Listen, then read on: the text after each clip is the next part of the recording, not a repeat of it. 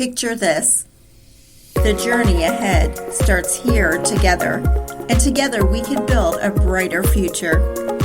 You are listening to Illuminating Hope, a podcast of Hope House.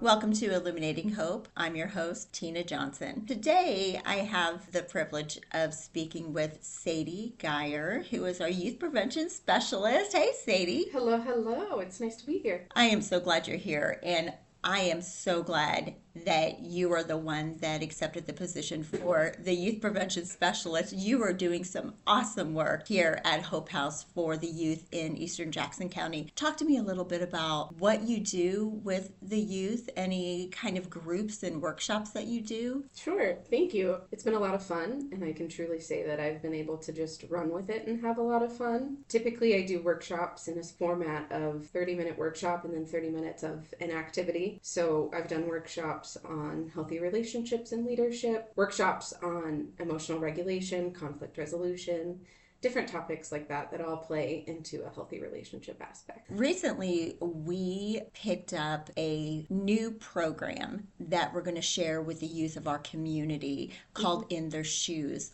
Talk a little bit about what the In Their Shoes program is. Sure. So In Her Shoes is a program that reminds me a lot of like the storybook adventures of when we were kids, of like choose your own adventure, make your own decisions. But each card or adventure is in the shoes of someone that has experienced teen dating violence. Each decision you make is, how would I approach this? Where would I go? Where would I turn? And it's truly in their shoes. It's like a simulation of a youth who is actually having to make decisions, whether it be the right or the wrong decision, and then whatever the outcome is. Correct. Oh, that's amazing. I cannot wait to implement that into our Eastern Jackson County community. We really want to highlight and bring awareness to teen dating violence, because a lot of people don't think, it's not going to happen to my teen, because it can happen to anyone, any teen, any young adult. So talk to me about specifically some of the points in our healthy relationship curriculum, personal boundaries or tech boundaries or any of the above. I personally feel like the more information someone has younger, the better. Kids who don't know things become teenagers who don't know things, who then become adults who don't know things. So we really just try to give them the language for things that they're experiencing, or rather maybe an awareness of, oh, hey, maybe this is what I'm going through right now. So in our workshops, especially the healthy relationship ones, we do talk about boundaries and how boundaries are something personal. Your boundaries may not be the same thing that I have boundaries for. We also talk about like red and green flags.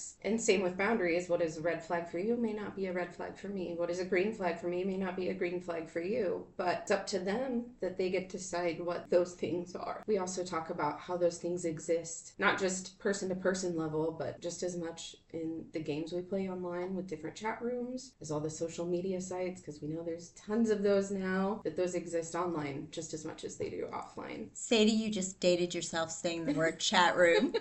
I'm sure I did. I feel like I'm aging myself in these workshops all the time. I want to talk a little bit about what Hope House does with prevention. Hope House has always been very reactive when it comes to prevention. The client starts getting our prevention measures right away once the client calls that hotline. Yeah. So now what we're doing is we're being more proactive with our prevention piece. And that's definitely where you come in. I know our CEO, Miriam Matheny, had a great vision of a prevention program. Talk to me about some of the wins, some of the positive things that you've seen come out of this program. I know one of the wins is we served 872 youth with our youth prevention curriculum last year. Which is so amazing to me, because when I started the program, we started with a class of 7. So it's really exciting to see what you've been handed and how you've been able to run with it. Talk a little bit about what that means to you personally. For me, just even on a personal level, I've always wanted to be in a position where I could share wisdom with others, or be the person that I needed when I was younger. Because really, I feel like in today's culture and society, teenagers or even preteens, youth in general, just kind of get a bad rap. I'm here to really encourage in different ways that I can. And we're here to empower, advocate, and educate. That's just what I try to do here in our prevention program. For me, the wins aren't as loud as much as just being able to see a kid get the gears moving and watch them work through that and have a moment of self-reflection, or what we call light bulb moments. I think for me, one of the stories that sticks out the most is I had a presentation at the library with a group of teens, and they saw that I was there and what the title was of my presentation. Almost all of them walked out, which I feel would have scared a lot of people, but there was one young man who stayed, and he stayed throughout the whole thing, and at the end he had so many questions, and so many of them were self-reflective. I'm asking my girlfriend to do this. Is me asking that a red flag? Is me doing this breaking boundaries? So to watch someone process through that is a win for me. We often do surveys. Right. The youth will fill out the surveys, Yes, which is they do. really,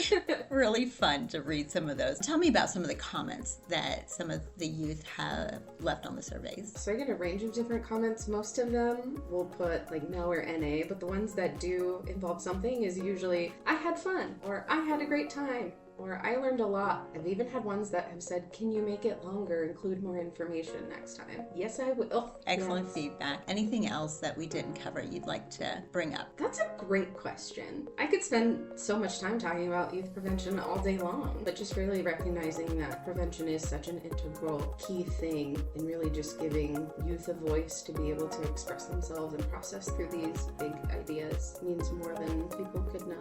Sadie, thank you for all that you're doing for the youth in Eastern Jackson County, and thank you for coming on the podcast. Thanks for having me.